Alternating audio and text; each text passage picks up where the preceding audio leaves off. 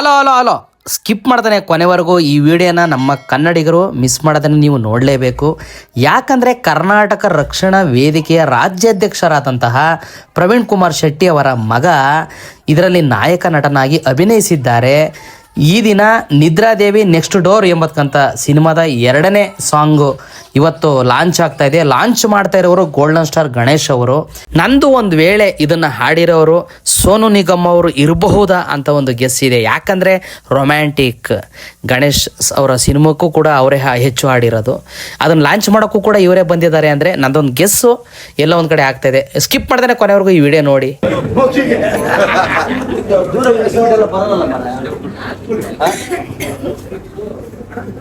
ಯಾರು ಓಡಾಡಬೇಡಿ. ಹಾಗೆಯೇ ಈ ಕಾರ್ಯಕ್ರಮಕ್ಕೆ TV9ನ ನಿರೂಪಕರಾದಂತಹ ರಂಗನಾಥ್ ಭಾರದ್ವಾಜ್ ಅವರು ಕೂಡ ಈ ವೇದಿಕೆಗೆ ಬಂದಿದ್ದಾರೆ. ಅವ್ರನ್ನೂ ಕೂಡ ಎಲ್ಲರೂ ಪ್ರೀತಿಯಿಂದ ಸ್ವಾಗತವನ್ನು ಕೋರಿದ್ರು. ಈಗ ಗಣೇಶ್ ಸರ್ ಬಗ್ಗೆ ಒಂದಷ್ಟು ನಿರೂಪಕಿ ಮಾತಾಡ್ತಾ ಇದ್ದಾರೆ ನೋಡಿ.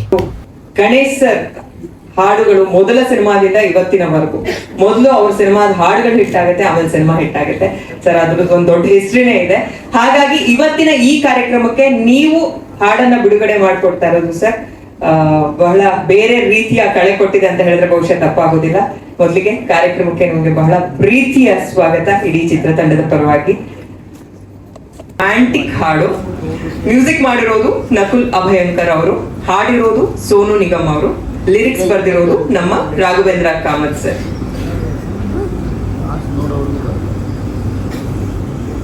ಗಣೇಶ್ ಸರ್ ದಯವಿಟ್ಟು ವೇದಿಕೆ ಮೇಲೆ ಬರಬೇಕು, ವಿಶ್ ಮಾಡಬೇಕು. ಲಾಂಚ್ ಆಗುತ್ತೆ, ಆಮೇಲೆ ಹಾಡು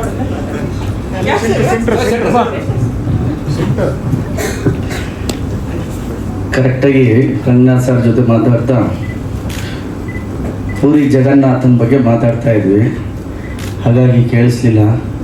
ಸೊ ದೇವ್ರ ಹೆಸರು ಹೇಳಿದ ತಕ್ಷಣ ಲಾಂಚು ಅಂತ ಹೇಳ್ತಿದ್ದೀರಾ. ಆ ದೇವ್ರ ಆಶೀರ್ವಾದ ಇರಲಿ ಸಾಂಗ್ಗೆ and all the best. Song ಹಾಕಿ ನೋಡೋಣ.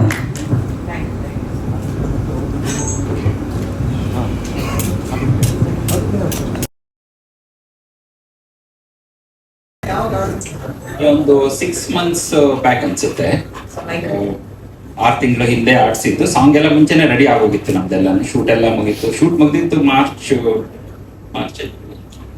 ಡಿಸೆಂಬರ್, ಸೊ ಅವಾಗ ಆಗಿತ್ತು ಸರ್. ಇತ್ತೀಚೆಗೆ ಒಂದು ಬೆಳವಣಿಗೆ ಆಯ್ತು. ಬ್ಯಾನ್ ಮಾಡಿದ್ದಾರೆ. ಹೌದು ಸಾರಿ ಕೇಳಿದ್ರು ಕೂಡ ಅವ್ರ ಮೇಲೆ ಇರುವಂತ ಒಂದು ಅಸಹಕಾರ ಏನಿದೆ ಮಣಿಕಂಠಗಳಿಂದ ತೆರವು ಆಗಿಲ್ಲ ಸರ್. ನಿಜ. ಆ ಸಾಂಗ್ ತಗೋತಾ ಇದ್ದೀರಾ, ನಿಮ್ಗೆ ಸಮಸ್ಯೆ ಆಗಲ್ಲ? ಈಗ ನಾವು ಇನ್ಫ್ಯಾಕ್ಟ್ ಆ ಇನ್ಸಿಡೆಂಟ್ ಆದಾಗ ಎಲ್ಲಾ ಕನ್ನಡ ಜನತೆ ಜೊತೆಗೆ ನಾವೆಲ್ಲರೂ ಪ್ರೊಟೆಸ್ಟ್ ಮಾಡಿದೀವಿ. ಆಕ್ಚುಲಿ ನೀವು ಸೋಷಿಯಲ್ ಮೀಡಿಯಾದಲ್ಲಿ ನೋಡಿದ್ರೆ ನಾವು ಅದನ್ನ ಖಂಡಿಸಿದೀವಿ. ಇದು ಒಳ್ಳೇದಲ್ಲ, ಕನ್ನಡಿಗರಿಗೆ ಅವಮಾನ ಮಾಡೋದು ನಾವು ಸಹಿಸಲ್ಲ. ಅದು ಏನಾದ್ರು ಇತ್ಕೊಂಡು ಹೋಗಿರ್ಲಿ, ನಮ್ಮ ಸಿನಿಮಾ ಬೇರೆ, ಆ ಕನ್ನಡಿಗನಾಗಿರೋ ಭಾಷಾಭಿಮಾನ ಬೇರೆ, ಅದನ್ನ ನಾವು ಒಪ್ಪಲ್ಲ. ಬಟ್ ಇದು ಅದಕ್ಕೆ ಮುಂಚೆ ಮಾಡಿದ ಸಾಂಗು, ಅದಾದ್ಮೇಲೆ ಅವ್ರು ಕ್ಷಮೆ ಕೇಳಿದ್ರು. ಅಲ್ಲಿಗೂ ನಾವು ನಮ್ಮ ಟೀಮ್ ಎಲ್ಲ ಡಿಬೇಟು ಮಾಡಿದ್ದಾಯ್ತು, ಇಟ್ಕೋಬೇಕಾ ಬೇಡ ಅಂದ್ಬಿಟ್ಟು. ಇಲ್ಲ, ಅದಾಗೋಗಿದೆ, ಇಟ್ ಇಸ್ ಗಾನ್. ಸೊ ಹಂಗಾಗಿ ನಾವು ಕಂಟಿನ್ಯೂ ಮಾಡ್ತಾ ಇದೀವಿ. ಬಟ್ ನಮ್ಮ ಕನ್ನಡ ಅಭಿಮಾನ, ನಾವು ಇರೋದು ಪ್ರವೀಣ್ ಶೆಟ್ಟಿ ಸರ್ ಜೊತೆಗೆ. ಸೊ ಹಂಗಾಗಿ ಕನ್ನಡ ಅಭಿಮಾನ ಯಾವುದೇ ಕ್ವಶನ್ಸ್ ನಾವು ಅದ್ರ ಎಗೇನೆಸ್ಟ್ ಹೋಗಕ್ಕೆ ಇಷ್ಟನೇ ಪಡಲ್ಲ. ಅದು ತಪ್ಪೇ, ಅವ್ರು ಏನೇ ಆಗಿರ್ಲಿ, ಏನೇ ಮಾಡಿದ್ರು ಅದು ತಪ್ಪು. ಸಿನಿಮಾಗೋಸ್ಕರ ನಾವು ಸಿನಿಮಾ ಮತ್ತೆ ಅವರ ಪರ್ಸನಲ್ ಕಮೆಂಟ್ಸ್ ನಾವು ಡಿಸ್ಟಿಂಗ್ವಿಶ್ ಮಾಡ್ಬಿಟ್ಟು ನಾವು ಸಪೋರ್ಟ್ ಮಾಡ್ಬೇಕು ಅಂತ ತಗೊಂಡಿದ್ದೀವಿ. ಸಿನಿಮಾ ಅಲ್ಲ ಸರ್, ಪರ್ಟಿಕ್ಯುಲರ್ ಸಿನಿಮಾನೇ. ಅವರು ಕ್ಷಮೆ ಕೇಳಿದ್ದಾರೆ, ಬಟ್ ಆದ್ರೂ ಕೂಡ ಅವರ ಸಾಂಗ್ ನ ಆಡಿಸಬಾರ್ದು, ಅವರಿಂದ ನಾವು ಇಡೀ ಇಂಡಸ್ಟ್ರಿ ನಾವು ಅಸಹಕಾರ ಕೊಡ್ತೀವಿ ಅಂತ ಇಡೀ ಮ್ಯೂಸಿಕ್ ಡೈರೆಕ್ಟರ್ ಅಸೋಸಿಯೇಷನ್ ಇಂದನೂ ಕೂಡ ಒಂದು ಸಭೆಯಾಗಿ ಅವರು ಕೂಡ ಸಹಕಾರ ಕೊಟ್ಟಿದ್ದಾರೆ. ಎಷ್ಟೋ ಸಿನಿಮಾದಲ್ಲಿ ಅವ್ರ ಹಾಡನ್ನ ತೆಗೆದಿದ್ದಾರೆ. ಸೊ ನೀವು ಅದನ್ನ ಕ್ಯಾರಿ ಮಾಡ್ತಾ ಇದ್ದೀರಾ, ನೀವು ಕನ್ನಡ ಪರ ಇದ್ದೀವಿ ಅನ್ನೋದು ಸಿನಿಮಾದಲ್ಲಿ ಹಾಡು ತೆಗೆದು ಬೇರೆ ಮೇಲೆ ಆಡಿಸಿದ್ದಾರೆ. ಹಾಗಾಗಿ ಹಾಡು ತೆಗೆದು ಮಾಡೋದು ಇಲ್ಲ, ಅದು ನಾವು ಟ್ರೈ ಮಾಡಿದ್ದು ಉಂಟು. ಬಟ್ ಇದು ಮುಂಚೆ ಆಗಿದ್ರಿಂದ ನಾವು ಅದನ್ನ ಅಷ್ಟು ಇದು ಮಾಡ್ಲಿಲ್ಲ. ಕನ್ಸಿಡರ್ ಮಾಡ್ತೀವಿ ಸರ್, ನಾವು ಅದನ್ನ ನಮ್ಮ ಇವ್ರ ಜೊತೆ ಡಿಸ್ಕಸ್ ಮಾಡಿ ನೋಡ್ತೀವಿ. ಇನ್ನೇನಾದ್ರೂ ಅದ್ರದ್ದು ಇದಾದ್ರೆ ಡೆಫಿನೆಟ್ಲಿ ರಿಕನ್ಸಿಡರ್. ಈ ಸಾಂಗ್ ಅವ್ರ ವಾಯ್ಸ್ ಬಹಳ ಆಕ್ಟ್ ಆಗಿತ್ತು, ಹಂಗಾಗಿ ಸ್ವಲ್ಪ ನಾವು ಇನ್ಸಿಸ್ಟ್ ಮಾಡ್ಕೊಂಡು ಹೋಗಿತ್ತು. But definitely will consider that in case if that comes then definitely ಅವಶ್ಯಕತೆ ಇಲ್ಲ ಅನ್ನೋದು ನಮ್ಮಿದು. ಕನ್ನಡಿಗರಾಗಿ ಯೋಚನೆ ಮಾಡ್ಬೇಕಾದ್ರೆ ಫಸ್ಟ್ ಅವರಿಂದ ಕನ್ನಡ ಅಲ್ಲ ಸರ್, ಕನ್ನಡದಿಂದಾನೇ ಅವರು ಪ್ರಯತ್ನ. ಡೆಫಿನೆಟ್ಲಿ ಸರ್, ನಾನು ನಿಮ್ ಜೊತೆಗೆ ಇದ್ದೀನಿ ಆ ಮಾತಲ್ಲಿ. ನಾವು ಯಾವುದೇ ಕಾರಣಕ್ಕೂ ಅವರ ಖಂಡನೀಯ ಸ್ಟೇಟ್ಮೆಂಟ್ಗಳನ್ನ ಸಬ್ಸ್ಟಾನ್ಶಿಯೇಟ್ ಮಾಡಕ್ ಇಷ್ಟಪಡಲ್ಲ. ನಾವು ಈಗ ಮೊದಲು ವಿರೋಧ ಮಾಡಿದವರು ಕನ್ನಡ ಸಂಘಟನೆ, ಕನ್ನಡ ಹೋರಾಟಗಾರರು ಪ್ರವೀಣ್ ಶೆಟ್ಟಿ ಅವರು ಇಲ್ಲೇ ಇದ್ದಾರೆ. ಆದ್ರೂ ಕೂಡ ನೀವು ಅವ್ರ ಹೆಸರು ಹೇಳ್ಕೊಂಡು ನಾವು ಏನೂ ಮಾಡ್ಲಿಲ್ಲ ಅಂತಾರಲ್ಲ, ಇಲ್ಲ ಡೆಫಿನೆಟ್ಲಿ ನಾವೆಲ್ಲ ಪ್ರೊಟೆಸ್ಟ್ ಮಾಡಿದೀವಿ ಆ ಟೈಮ್ನಲ್ಲಿ, ಅದು ಮಾಡೋದು ತಪ್ಪು. ಹಂಗಾಗಿ ನೀವು ನೋಡಿದ್ರೆ ಎಲ್ಲಿ ಅವರ ಫೋಟೋಸ್ ಯೂಸ್ ಮಾಡ್ತಾ ಇಲ್ಲ, ಏನು ನಾವು ಮಾಡ್ತಾನೂ ಇಲ್ಲ ಅದ್ರಲ್ಲಿ. ಬಟ್ ಹಾಡ್ ಬಳಕೆ ಎಸ್ ಎಲ್ರಿಗೂ ನಮಸ್ಕಾರ.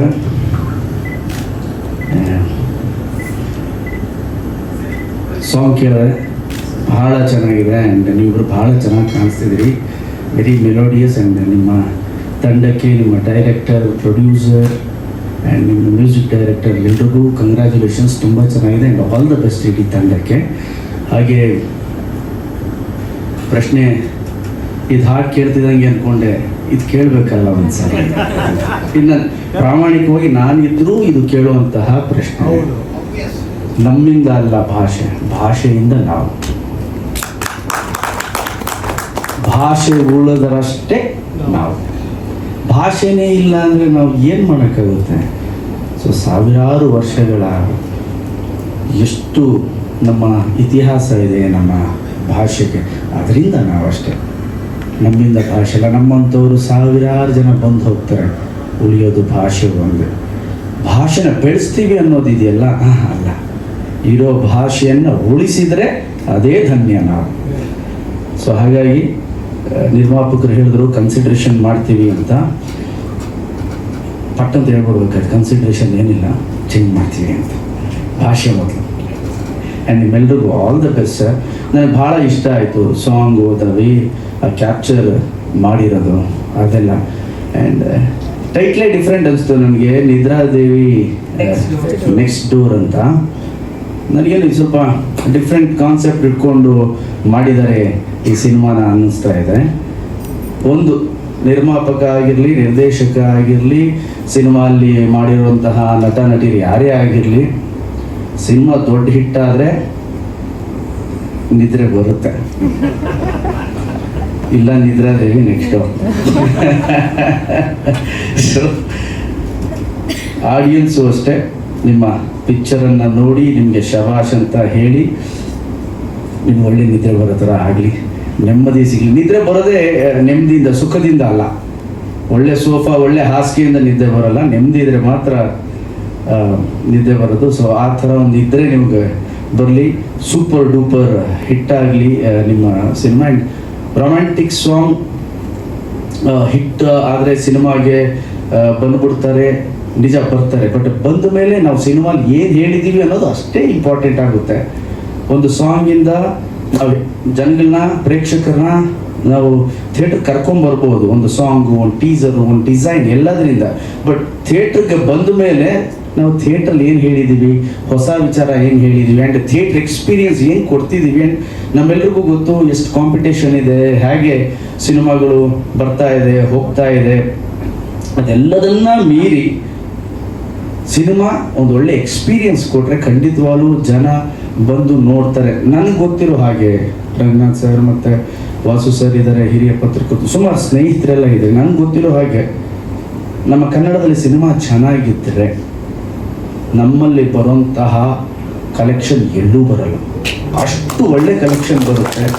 ಬಟ್ ಸಿನಿಮಾ ಚೆನ್ನಾಗಿ ಮಾಡಿರಬೇಕು, ಹೊಸ ಎಕ್ಸ್ಪೀರಿಯನ್ಸ್ ಇರಬೇಕು. ಮಾಡೋ 60-70 ಸೀನಲ್ಲಿ 60-70 ಸೀನು ಎಲ್ರಿಗೂ ಇಷ್ಟ ಆಗುತ್ತಾ? ಖಂಡಿತವಾಗ್ಲೂ ಇಲ್ಲ. ಖಂಡಿತವಾಗ್ಲೂ ಮನೇಲಿ ಮಾಡೋ ದಿನ ಅಡುಗೆನೇ ಒಂದೊಂದ್ಸಲ ಏನು ದಿನ ಅದೇ ತಿಂತಿದ್ದೀವಿ. ಈಗ ಶೂಟಿಂಗ್ ಹೋದ ದಿನ ಚಿತ್ರಾನ್ನ ಅದೇ ಚೇಂಜ್ ಮಾಡಮ್ಮ ನಾಳೆ ಅಂತೀವಿ. ಸೊ ಒಬ್ಬೊಬ್ರು ರುಚಿ ಒಂದೊಂದು ಇರುತ್ತೆ. ಈ 70-80 ಸೀನಲ್ಲಿ ಒಂದು 10 ಸೀನು 15 ಸೀನು ಪ್ರೇಕ್ಷಕರ ಮನ ಮುಟ್ಟಿಸ್ಬಿಟ್ರೆ ಸಿನಿಮಾ ಹಿಟ್ಟಾಗುತ್ತೆ. ಆ್ಯಂಡ್ ನಿಮ್ಮ ಸಿನಿಮಾಲಿ 10-15 ಸೀನಲ್ಲ, 30 ಸೀನು ಪ್ರೇಕ್ಷಕರ ಮನಸ್ಸನ್ನು ಮುಟ್ಟಿಸಲಿ. ನಿಮ್ಮ ಪ್ರಯತ್ನಕ್ಕೆ ಒಳ್ಳೆಯದಾಗಲಿ ಸರ್. ಆ್ಯಂಡ್ ಝೆನ್ ಮೋಡಲ್ಲಿ ಇರ್ತೀರಂತೆ ನೀವು ಯಾವಾಗಲೂ. CA ಅಲ್ವಾ, ಝೆನ್ ಮೋಡಲ್ಲಿ ಇರ್ತೀರಾ ಸರ್? ಸೊ ಆ ಝೆನ್ ಮೋಡಲ್ಲಿ ಏರಿ ಒಳ್ಳೆಯದಾಗಲಿ ಸರ್ ನಿಮಗೆ. ಆ್ಯಂಡ್ ನಮ್ಮ ಪ್ರವೀಣ್ ಶೆಟ್ರು ಅವರ ಮಗ ಆ್ಯಕ್ಟ್ ಮಾಡಿದ್ದಾರೆ, ತುಂಬ ಚೆನ್ನಾಗಿ ಕಾಣಿಸ್ತಿದ್ದೀರಾ ನೀವು. ಆ್ಯಂಡ್ ಅವ್ರ ವಾಯ್ಸು ಅಷ್ಟೇ ಭಾಳ, ಇವ್ರ ಕೈಲಿ ಹಾಡಿಸಿ. ವಾಯ್ಸು ಚೆನ್ನಾಗಿದೆ ಆ್ಯಂಡ್ ನೀವು ತುಂಬ ಚೆನ್ನಾಗಿ ಕಾಣಿಸ್ತೀರಾ. ಇಡೀ ತಂಡಕ್ಕೆ ನನ್ನ ಕಡೆಯಿಂದ ಆಲ್ ದ ಬೆಸ್ಟ್ ಅಂತ ಹೇಳೋಕ್ಕೆ ಇಷ್ಟಪಡ್ತೀನಿ. ಆದಷ್ಟು ಬೇಗ ನಿಮ್ಮ ಸಿನಿಮಾ ತೆರೆಗೆ ಬರಲಿ ಆ್ಯಂಡ್ ಜನ ನಿಮ್ಮೆಲ್ರಿಗೂ ಆಶೀರ್ವಾದ ಮಾಡಲಿ ಅಂತ ಹೇಳ್ತೀನಿ. ನಾನು ಬರೋದಕ್ಕೆ ಕಾರಣ ಒಂದು ರಂಗನಾಥ್ ಸರ್ ಮತ್ತು ಶೆಟ್ರು. ನಾನು ಪಬ್ಲಿಸಿಟಿ ಎಲ್ಲಾದರೂ ಹೋಗಬೇಕು ಅಂದ್ರೇ ಜಾಸ್ತಿ ಹೋಗಲ್ಲ. ನಾನು ನನ್ನ ಪಿಕ್ಚರ್ ಇದಾಗಲೂ ಹೇಳ್ತೀನಿ, ನೀವೇ ರಿಲೀಸ್ ಮಾಡ್ಕೊಳ್ಳಿ. ನನ್ನ ತಲೆಯಲ್ಲಿ ಯಾವಾಗಲೂ ಏನು ಅಂದರೆ ಎಷ್ಟು ಬೇಕೋ ಅಷ್ಟೇ ಪಬ್ಲಿಸಿಟಿ ಮಾಡಬೇಕು. ಸಿನಿಮಾದ ಎಕ್ಸ್ಪೀರಿಯನ್ಸ್ ಆಡಿಯನ್ಸು ಥಿಯೇಟ್ರಲ್ಲಿ ನೋಡಬೇಕು. ನಮ್ಮ ಮಾತು ಕಮ್ಮಿ ಇರಬೇಕು, ಪರದೆಯ ಮಾತು ಹೆಚ್ಚಿರಬೇಕು. ಅವಾಗ ಭಾಳ ಚೆನ್ನಾಗಿರುತ್ತೆ ಸಿನಿಮಾ ಅನ್ನೋದು ನನ್ನ ಭಾವನೆ ಅಷ್ಟೇ ಸರ್. ಓಕೆ, ಆ್ಯಂಡ್ ನಿಮ್ಮೆಲ್ಲರಿಗೂ all the best sir, all the best. ಧನ್ಯವಾದಗಳು ಸರ್. ದಯವಿಟ್ಟು ಇಲ್ಲೇ ಸರ್. ಇಡೀ ತಂಡ ವೇದಿಕೆ ಮೇಲೆ ಇದು ಆ ಸಾಂಗ್ ಹಾಕಿದಾಗ ನನ್ನ ಸಾಂಗ್ ಹಾಕಿದ್ರಲ್ಲ ಸಕಲ ಅನಿಸ್ತು ನನಗೆ. ಕೇಳೋಳಿಕ್ಕೆ